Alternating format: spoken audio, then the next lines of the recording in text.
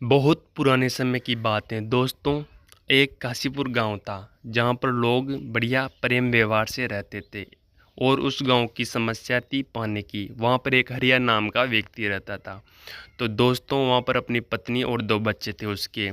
तो उस गांव वह हरिया नाम का आदमी गाय से दूध बेचकर अपना कार्यक्रम चलाता था और वो गांव में बड़ी हरिया खुशी से रहता था। दोस्तों उस गांव में समस्या थी पानी की।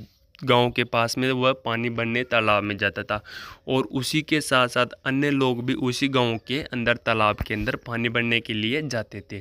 तो दोस्तों क्या हुआ, कुछ समय बाद में वहाँ पर गांव के अंदर सभी लोग ये वहाँ तालाब के अंदर पानी भरने जाने लग गए। तो दोस्तों कुछ समय बाद एक बहुत बड़ी घटना घटी। वह घटना क्या थी, एक दिन गांव के दो अन्य आदमियों के साथ वह तालाब के अंदर पानी भरने चला गया। तो तालाब में पानी भरने के लिए जैसे गया तो वहाँ पर तालाब में मगरमच्छों ने कब्जा कर लिया था।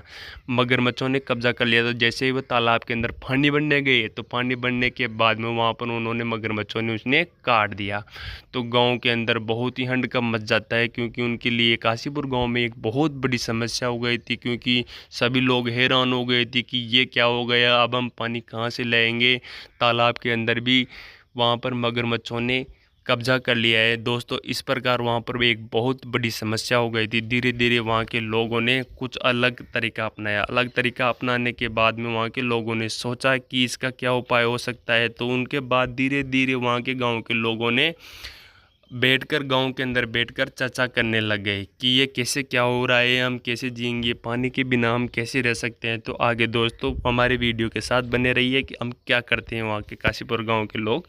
गांव के लोग मिलकर पंचायत में सरपंच जी के पास जाते हैं और अपनी समस्या बताते हैं। हाँ सरपंच जी, मगरमच्छ बहुत खतरनाक होते हैं। अगर हम तालाब के पास गए तो हमारी जान को खतरा हो सकता है। हाँ, सरपंच जी हरिया सही कह रहा है। हमने देखा कि कुछ लोग पानी भरने गए थे और मगरमच्छों ने उन पर हमला कर दिया। हाँ भाइयों, यह समस्या सच में गंभीर है, लेकिन हमें इसका कोई समाधान निकालना होगा। एक व्यक्ति है जो हमें इस समस्या से निकलने के लिए कोई बेहतर सुझाव दे सकता है। वह है मुखिया हरिलाल। हमें इस बारे में हरिलाल से बात करनी चाहिए। वह गांव के सबसे अक्लमंद इंसान है। वह इस समस्या का कोई ना कोई हल निकाल ही लेंगे। राजू और बिरजू, तुम दोनों मुखिया के घर जाओ और उनसे कहो कि सरपंच जी ने उन्हें तुरंत याद किया है। दोनों सेवक मुखिया के घर जाते हैं और मुखिया को ले आते हैं। सरपंच जी, कहिए आपने हमें कैसे याद किया? हरिलाल, हमारे गांव के तालाब पर मगरमच्छों ने कब्जा कर लिया है और लोगों को पानी के लिए बहुत समस्या हो रही है। अब तुम उनकी समस्या का कोई समाधान निकालो। मुझे तो कुछ समझ ही नहीं आ रहा, आखिर उन मगरमच्छों से कैसे छुटकारा पाया जाए। मुखिया गहरी सोच में पड़ जाता है और फिर उसको एक उपाय सोचता है और वह सरपंच जी से कहता है। सरपंच जी, मगरमच्छों से लड़ना आसान नहीं है। हमें एक दूसरा तालाब बनाना होगा। ये काम आसान नहीं होगा, लेकिन अगर हम सब मिलकर मेहनत करेंगे तो नया तालाब जल्दी ही बन जाएगा। मुखिया जी, आप बिल्कुल सही कह रहे हैं। हम सब मिलकर मेहनत करेंगे और नया तालाब बनाएंगे। हाँ, हमें मिलकर काम करना होगा। इस समस्या का यही समाधान है। चलो फिर कल से ही हम नया तालाब खोदने का काम शुरू करते हैं। सभी गांव वाले मिलकर काम करेंगे और पानी की समस्या से जल्द ही निजात पाएंगे। गांव वाले मुखिया जी के सुझाव से सहमत होते हैं और अगले दिन से ही तालाब खोदने का काम शुरू कर देते हैं। कुछ ही दिनों की मेहनत और मशक्कत के बाद आखिरकार गांव के लोगों ने मिलकर एक बहुत ही गहरा तालाब खोद लिया।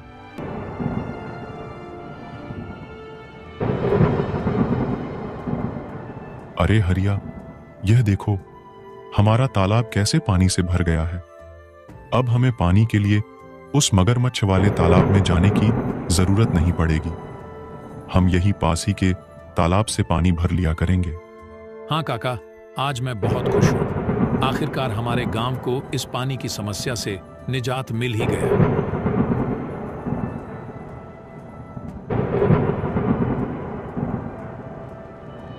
ऐसे ही कुछ दिन हंसी खुशी बीत जाते हैं।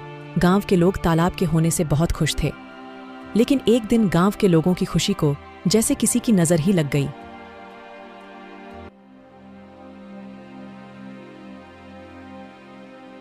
सुनिए जरा, ये तालाब से मटकी भरकर ले आना। घर में पानी खत्म हो गया है। और हाँ, थोड़ा जल्दी आना। वहाँ गांव वाले लोगों से बातें करने मत बैठ जाना जब तक मैं आपके लिए गाय का दूध निकाल देती हूँ। ठीक है राधा, लाओ 2 मटकी मुझे, मैं अभी पानी भर लाता हूँ। जब हरिया मटकी लेकर तालाब के पास पहुंचा तो उसने देखा वहां पर मुखिया हरिलाल खड़ा है और वह गांव वालों से पैसे ले रहा है।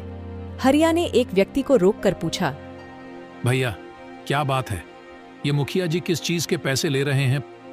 अरे भाई हरिया, क्या बताऊं अब तुम्हें। अब यह मुखिया जी हमसे इस पानी के पैसे ले रहे हैं। इनका कहना है कि जिसे भी इस तालाब से पानी भरना है उसको पैसे देने होंगे, और जो पैसे नहीं देगा उसे तालाब से पानी नहीं भरने दिया जाएगा। भगवान जाने अब इस गांव में क्या कहर आने वाला है। हरिया पानी भरने के लिए तालाब के पास खड़ा हो जाता है।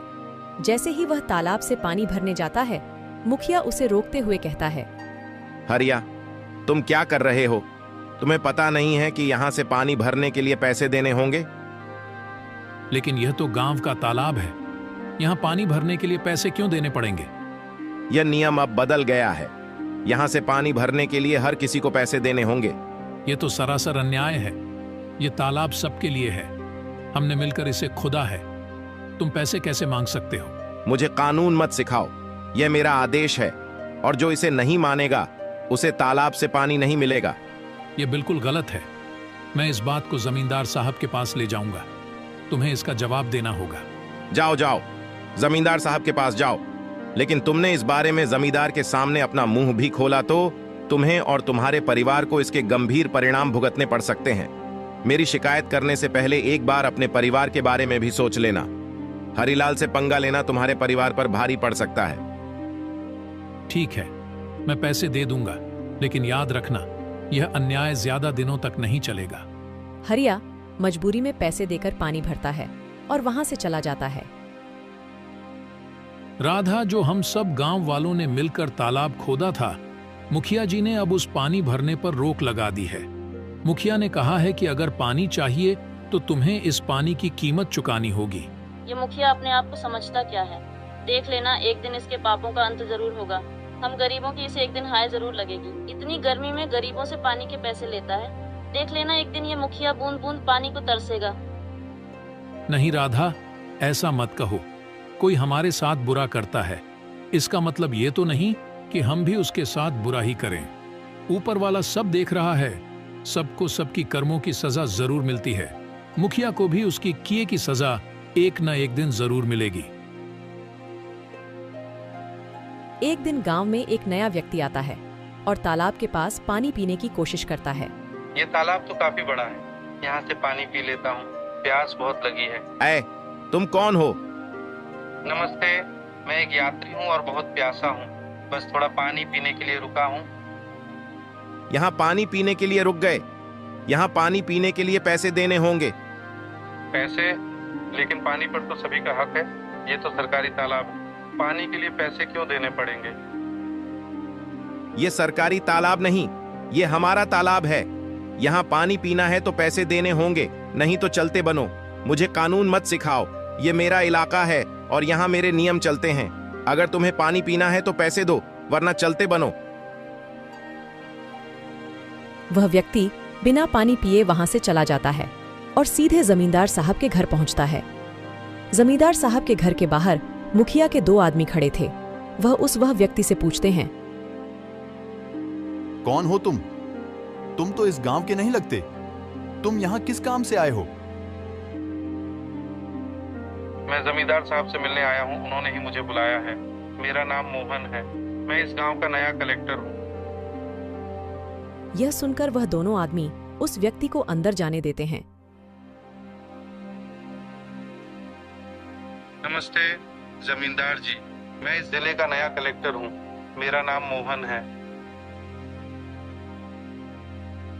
नमस्ते कलेक्टर साहब, आइए बैठिए। मुझे बताइए, आप यहाँ कैसे आए? जमींदार साहब, मैं यहाँ एक गंभीर समस्या के बारे में बात करने आया हूँ। मैं गांव के तालाब पर गया था और प्यास लगने पर पानी पीने की कोशिश की, लेकिन मुझे पानी पीने से मना कर दिया गया और पानी पीने के लिए पैसे मांगे गए। क्या ऐसा किसने किया? वहाँ मौजूद एक व्यक्ति ने मुझे साफ मना कर दिया और कहा कि बिना पैसे दिए पानी नहीं मिल सकता। तालाब का पानी तो सबके लिए मुफ्त है, यह बहुत गलत है। मुझे माफ कीजिए कलेक्टर साहब, मैं तुरंत इस मामले की जांच करूंगा। जमींदार साहब गुस्से में बाहर खड़े मुखिया के दोनों आदमी को अंदर बुलाते हैं। हमारे गांव में यह क्या चल रहा है? तुमने मुझे इसकी खबर क्यों नहीं दी? मैंने तुम दोनों को किस लिए काम के लिए रखा है? अब तुम सीधे सीधे यह बताओ कि यह जो कलेक्टर कह रहे हैं वह क्या सच है? कलेक्टर साहब का कहना है कि हमारे गांव के तालाब पर गांव के लोगों से पानी के पैसे लिए जा रहे हैं। सच सच बताओ मुझे। जमींदार की फटकार से वह दोनों आदमी सब उगल देते हैं। जी जमींदार साहब, वह मुखिया हरिलाल हैं जो गांव वालों से पानी भरने के पैसे ले रहे हैं। हमने उन्हें बहुत समझाने की कोशिश करी लेकिन वह नहीं माने। उस मुखिया हरिलाल की इतनी हिम्मत, उसने मेरे पीठ पीछे गांव वालों के साथ ऐसा व्यवहार किया। जाओ मुखिया को अभी बुलाकर लाओ, और हां, साथ में सारे गांव वालों को भी एकत्रित करके यहां लाओ। थोड़ी देर में मुखिया के साथ ही सारे गांव वाले भी जमींदार साहब के घर पहुंच जाते हैं। गांव वालों, आज मैंने आपको एक जरूरी मुद्दे पर चर्चा करने के लिए बुलाया है। हमें पता चला है कि तालाब के पानी के लिए आपसे पैसे वसूले जा रहे हैं। क्या यह सच है? सरपंच जी, यह सच है। हमें हर बार पानी भरने के लिए पैसे देने पड़ते हैं। हमारे साथ बहुत गलत हो रहा है सरपंच जी। हम पहले से ही मुश्किल में हैं और यह नया नियम हमारे लिए बहुत भारी पड़ रहा है। मुखिया, तुम्हें क्या कहना है? क्या यह सच है कि तुमने पानी के लिए पैसे वसूले हैं? तभी मुखिया का ध्यान उस व्यक्ति के पास जाता है जिसे मुखिया ने पानी पीने से मना कर दिया था। अरे ये व्यक्ति यहाँ क्या कर रहा है? अच्छा, तो इसीलिए लगाई है। मेरी शिकायत देख लूंगा इसको तो मैं। बोलो हरिलाल, ये सब क्या चल रहा है? सच का तो मुझे पता चल ही गया है, लेकिन एक बार यह मैं तुम्हारे मुंह से सुनना चाहता हूं। जमींदार साहब, मैंने ये सोचा था कि इससे गांव के विकास के लिए पैसे जमा होंगे, लेकिन अगर ये गलत है तो मुझे माफ कर दीजिए। माफी का समय अब नहीं है। तुमने गांव वालों और हमारे कलेक्टर साहब के साथ गलत किया है। मुखिया, मैं तुम्हें इस पद से तुरंत हटा रहा हूं। तुमने अपने पद का दुरुपयोग किया है। अब गांव वालों को तुमसे कोई परेशानी नहीं होगी। मुझे माफ कर दीजिए जमींदार साहब। माफी मांगने से कुछ नहीं होगा। अब से तुम इस पद पर नहीं रहोगे और गांव के किसी भी फैसले में तुम्हारा कोई अधिकार नहीं होगा। जमींदार साहब, हमें तो लगता था कि यह तालाब सभी के लिए है, लेकिन मुखिया जी ने इसे अपनी संपत्ति ही बना लिया है। गांव वालों, मुझे खेद है कि आपको ऐसी कठिनाइयों का सामना करना पड़ा। मैं आपको आश्वासन देता हूं कि आगे से ऐसा कोई अन्याय नहीं होगा। तालाब का पानी अब सभी के लिए मुफ्त होगा। धन्यवाद जमींदार साहब, आपने हमें न्याय दिलाया। गांव वाले यह जानकर खुशी खुशी अपने काम में वापस लौट जाते हैं कि अब उन्हें तालाब के पानी के लिए कोई भुगतान नहीं करना पड़ेगा और उनके साथ कोई अन्याय नहीं होगा। हमारे चैनल में पहली बार आए हो तो लाइक एंड सब्सक्राइब जरूर करें।